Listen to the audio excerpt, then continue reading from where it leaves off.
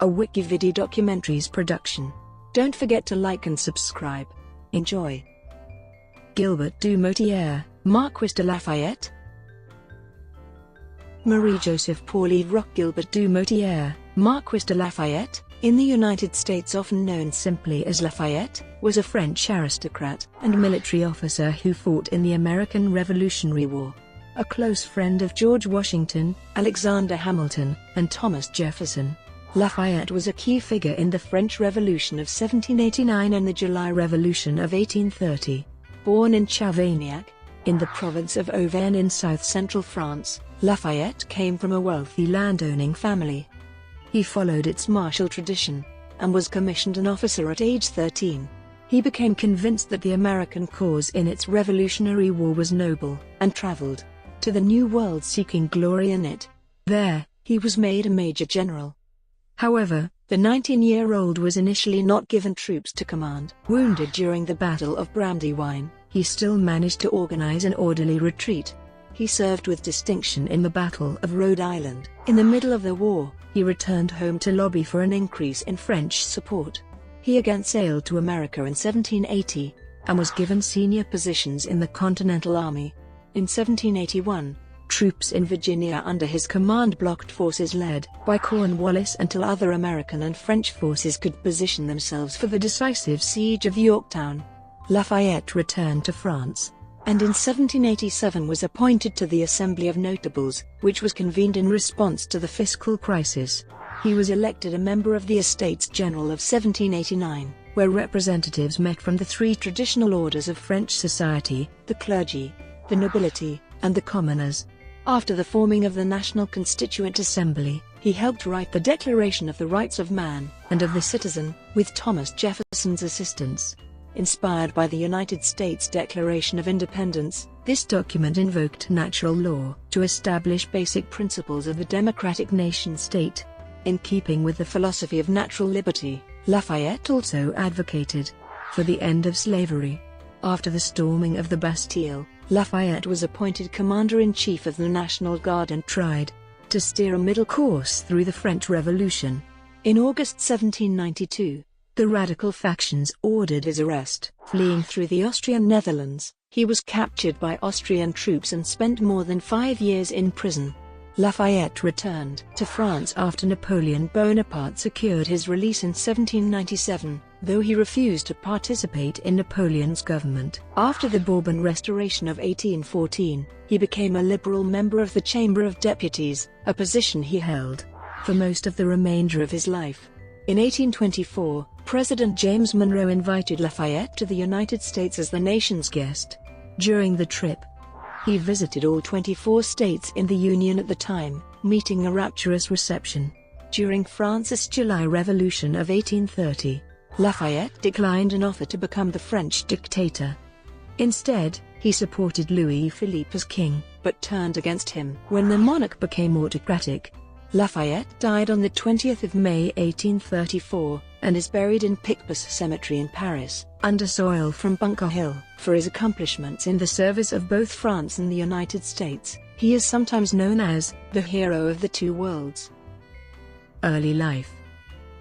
Lafayette was born on the 6th of September 1757 to Michel Louis Christophe Roch Gilbert Paulette du Motier, Marquis de Lafayette, Colonel of Grenadiers, and Marie-Louise Jolie de la Rivière, at the Château de Chavaniac, in Chavaniac-Lafayette, near La Payenville, in the province of Auvergne. Lafayette's lineage was likely one of the oldest and most distinguished in Auvergne and, perhaps, in all of France. Males of the Lafayette family enjoyed a reputation for courage and chivalry and were noted for their contempt for danger. One of Lafayette's early ancestors, Gilbert de Lafayette III, a Marshal of France, had been a companion at arms of Joan of Arc's army during the siege of Orléans in 1429. According to legend, another ancestor acquired the crown of thorns during the Sixth Crusade. His non-Lafayette ancestors are also notable. His great-grandfather was the Comte de la Rivière, Until his death in 1770, commander of the Mousquetaires du Roi, or Black Musketeers, King Louis XV's personal horse guard. Lafayette's paternal uncle Jacques Roch died on 18 January 1734 while fighting the Austrians at Milan in the War of the Polish Succession. Upon his death, the title of Marquis passed to his brother Michel. Lafayette's father likewise died on the battlefield. On 1 August 1759, Michel de Lafayette was struck by a cannonball while fighting a British-led coalition at the Battle of Minden in Westphalia. Lafayette became Marquis and Lord of Chavaniac, but the estate went to his mother. Perhaps devastated by the loss of her husband, she went to live in Paris with her father and grandfather, leaving Lafayette to be raised in Chavaniac Lafayette by his paternal grandmother, Madame de Chavaniac, who had brought the chateau into the family with her dowry. In 1768, when Lafayette was 11, he was summoned to Paris to live with his mother and great-grandfather at the Comte's apartments in Luxembourg Palace. The boy was sent to school at the Collège du Plessis, part of the University of Paris, and it was decided that he would carry on the family martial tradition. The Cote, the boy's great-grandfather, enrolled the boy in a program to train future musketeers. Lafayette's mother and great-grandfather died on 3 and 24 April 1770 respectively, leaving Lafayette an income of 25,000 livres. Upon the death of an uncle, the 12-year-old Lafayette inherited a handsome yearly income of 120,000 livres. In May 1771, aged less than 14, Lafayette was commissioned an officer in the Musketeers, with the rank of sous-lieutenant. His duties, which included marching in military parades and presenting himself to King Louis, were mostly ceremonial, and he continued his studies as usual. At this time, Jean-Paul François Denay, Duc d'Ion, was looking to marry off some of his 5 daughters. The young Lafayette, aged 14, seemed a good match for his 12-year-old daughter, Marie-Adrienne François, and the Duc spoke to the boy's guardian to negotiate a deal. However, the arranged marriage was opposed by the Duke's wife, who felt the couple, and especially her daughter, were too young. The matter was settled by agreeing not to mention the marriage plans for 2 years, during which time the two spouses-to-be would meet from time to time in casual settings and get to know each other better. The scheme worked. The two fell in love, and were happy together from the time of their marriage in 1774 until her death in 1807. Finding a cause. After the marriage contract was signed in 1773, Lafayette lived with his young wife in his father-in-law's house in Versailles. He continued his education, both at the riding school Versailles and at the prestigious Académie de Versailles. He was given a commission as a lieutenant in the Knight Dragoons in April 1773, the transfer from the Royal Regiment being done at the request of Lafayette's father-in-law. In 1775, Lafayette took part in his unit's annual training in Metz, where he met Charles-François de Broglie, Marquis de Ruffec, the Army of the East's commander. At dinner, both men discussed the ongoing revolt against British rule by Britain's North American colonies. One historiographical perspective suggests that the Marquis was disposed to hate the British for killing his father, and felt that a British defeat would diminish that nation's stature internationally. Another notes that the Marquis had recently become a Freemason, and talk of the rebellion fired his chivalric, and now Masonic, imagination with descriptions of Americans as people fighting for liberty. In September 1775, when Lafayette turned 18, he returned to Paris, and received the captaincy in the Dragoons he had been promised as a wedding present. In December, his first child, Henriette, was born. During these months, Lafayette became convinced that the American Revolution reflected his own beliefs, saying, "My heart was dedicated." The year 1776 saw delicate negotiations between American agents, including Silas Deane, and Louis XVI and his foreign minister, Cote Charles de Vergennes. The king and his minister hoped that by supplying the Americans with arms and officers, they might restore French influence in North America, and exact revenge against Britain for the loss in the 7 Years' War. When Lafayette heard that French officers were being sent to America, he demanded to be among them. He met Deane, and gained inclusion despite his youth. On the 7th of December 1776, Deane enlisted Lafayette as a major general. The plan to send French officers to America came to nothing when the British heard of it and threatened war. Lafayette's father-in-law, Denay scolded the young man and told him to go to London and visit the Marquis Denay, the ambassador to Britain and Lafayette's uncle by marriage, which he did in February 1777. In the interim, he did not abandon his plans to go to America. Lafayette was presented to George III, and spent 3 weeks in London society. On his return to France, he went into hiding from his father-in-law, writing to him that he was planning to go to America. Denay was furious, and convinced Louis to issue a decree forbidding French officers from serving in America, specifically naming Lafayette. Vergennes may have persuaded the king to order Lafayette's arrest, though this is uncertain. Departure for America. Lafayette learned that the Continental Congress lacked funds for his voyage. Hence, he acquired the sailing ship Victoire with his own money for £112,000. He journeyed to Bordeaux, where Victoire was being prepared for her trip, and sent word asking for information on his family's reaction. The response, including letters from his wife and other relatives, threw Lafayette into emotional turmoil. Soon after departure, he ordered the ship turned around and returned to Bordeaux, to the frustration of the officers traveling with him. The army commander there ordered Lafayette to report to his father-in-law's regiment in Marseille. De Broglie, who hoped to become a military and political leader in America, met with Lafayette in Bordeaux and convinced him that the government actually wanted him to go. This was not true, though there was considerable public support for Lafayette in Paris, where the American cause was popular. Lafayette wanted to believe it, and pretended to comply with the order to report to Marseille, going only a few miles east before turning around and returning to his ship. Victoire set sail for the United States on the 20th of April 1777.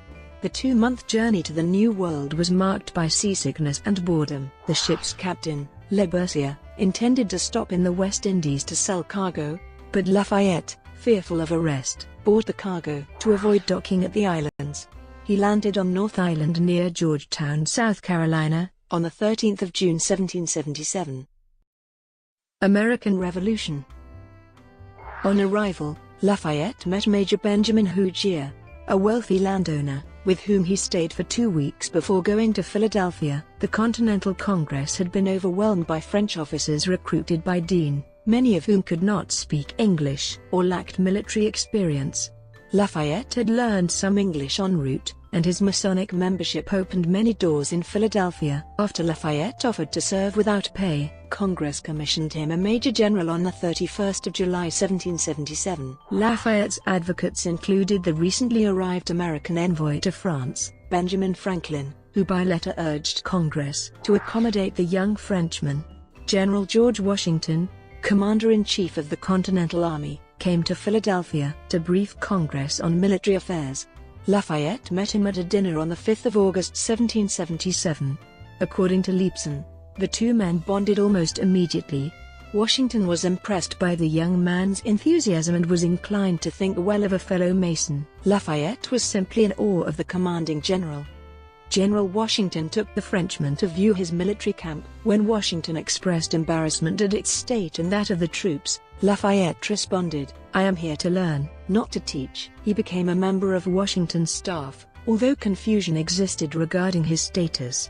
Congress regarded his commission as honorary, while he considered himself a full-fledged commander who would be given control of a division when Washington deemed him prepared. Washington told Lafayette that a division would not be possible as he was of foreign birth, but that he would be happy to hold him in confidence as friend and father. Brandywine, Valley Forge, and Albany. Lafayette's first battle was at Brandywine on the 11th of September 1777. The British commanding general, General Sir William Howe, planned to take Philadelphia by moving troops south by ship to Chesapeake Bay and bringing them overland to the rebel capital. After the British outflanked the Americans, Washington sent Lafayette to join General John Sullivan. Upon his arrival, Lafayette went with the 3rd Pennsylvania Brigade, under Brigadier Thomas Conway, and attempted to rally the unit to face the attack. The British and Hessian forces continued to advance with their superior forces, and Lafayette was shot in the leg. During the American retreat, Lafayette rallied the troops, allowing a more orderly pullback, before being treated for his wound. After the battle, Washington cited him for bravery and military ardor, and recommended him for the command of a division in a letter to Congress, which was hastily evacuating, as the British took Philadelphia later that month. Lafayette returned to the field in November after 2 months of recuperation in the Moravian settlement of Bethlehem, and received command of the division previously led by Major General Adam Stephen. He assisted General Nathaniel Greene in reconnaissance of British positions in New Jersey. With 300 soldiers, he defeated a numerically superior Hessian force in Gloucester. On the 24th of November 1777, Lafayette stayed at Washington's encampment at Valley Forge in the winter of 1777-78, and shared the hardship of his troops. There, the Board of War, led by Horatio Gates, asked Lafayette to prepare an invasion of Quebec from Albany, New York. When Lafayette arrived in Albany, he found too few men to mount an invasion. He wrote to Washington of the situation, and made plans to return to Valley Forge. Before departing, he recruited the Oneida tribe, who referred to Lafayette as Cayula, to the American side. In Valley Forge, he criticized the board's decision to attempt an invasion of Quebec in winter. The Continental Congress agreed, and Gates left the board. Meanwhile, treaties signed by America and France were made public in March 1778, and France formally recognized American independence. Barren Hill, Monmouth, and Rhode Island. Faced with the prospect of French intervention, the British sought to concentrate their land and naval forces in one location, New York City. In May 1778, the British began to evacuate Philadelphia. On the 18th of May, Washington dispatched Lafayette with a 2,200-man force to reconnoitre near Barren Hill, Pennsylvania. The next day, the British heard that Lafayette had made camp nearby and sent 5,000 men to trap and capture him. On the 20th of May, General Howe led a further 6,000 soldiers and ordered an attack on his left flank. The flank scattered, and Lafayette organized a retreat while the British remained indecisive. To feign numerical superiority, Lafayette ordered men to appear from the woods on an outcropping and to fire upon the British periodically.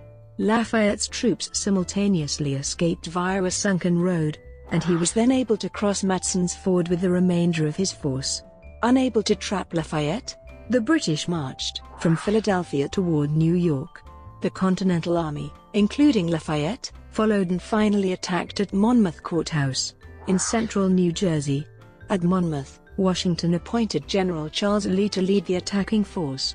On the 28th of June, Lee moved against the British flank. However, soon after fighting began, he gave conflicting orders, causing chaos in the American ranks. Lafayette sent a message to Washington to urge him to the front. Upon his arrival he found Lee's men in retreat. Washington relieved Lee, took command, and rallied the American force. After suffering significant casualties at Monmouth, the British withdrew in the night, and successfully reached New York. The French fleet arrived at Delaware Bay on the 8th of July 1778, under Admiral D'Estaing, with whom General Washington planned to attack Newport, Rhode Island, the other major British base in the north. Lafayette and General Greene were sent with a 3,000-man force to participate in the attack.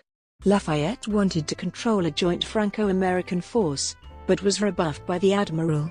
On the 9th of August, the American land force attacked the British without consulting D'Estaing. When the Americans asked the Admiral to place his ships in Narragansett Bay, D'Estaing refused and, at sea, sought to defeat the British fleet.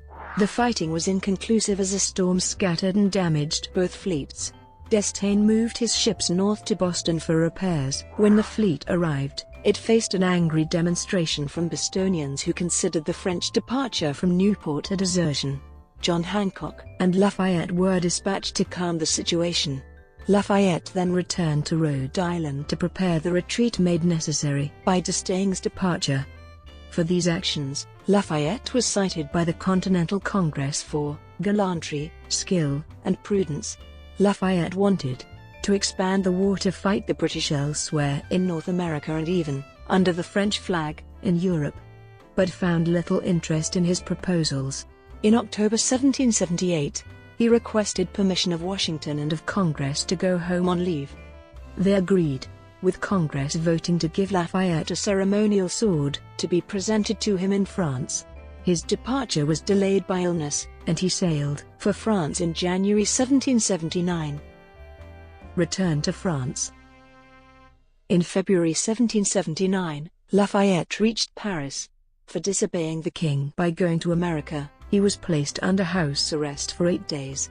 This was merely face-saving by Louis XVI. Lafayette was given a hero's welcome and was soon invited to hunt with the king. As the American envoy was ill, Benjamin Franklin's grandson presented Lafayette with the gold-encrusted sword commissioned by the Continental Congress. Lafayette pushed for an invasion of Britain, with himself to have a major command in the French forces. Spain was now France's ally against Britain, and sent ships to the English Channel in support. The Spanish ships did not arrive until August 1779, to be met by a faster squadron of British ships that the combined French and Spanish fleet could not catch. In September, the idea of an invasion was abandoned, and Lafayette turned his hopes to a return to America. In December 1779, Adrian gave birth to a son named George Washington Lafayette. Working with Benjamin Franklin, Lafayette secured the promise of 6,000 soldiers to be sent to America, commanded by General Jean-Baptiste de Rochambeau. Lafayette would resume his position as a major general of American forces, serving as liaison between Rochambeau and Washington, who would be in command of both nations' forces. In March 1780, Lafayette departed for America aboard the frigate Hermione from Rochefort. He arrived in Boston on the 27th of April 1780. Brought to you by WikiVidi Documentaries. Would you like to know more?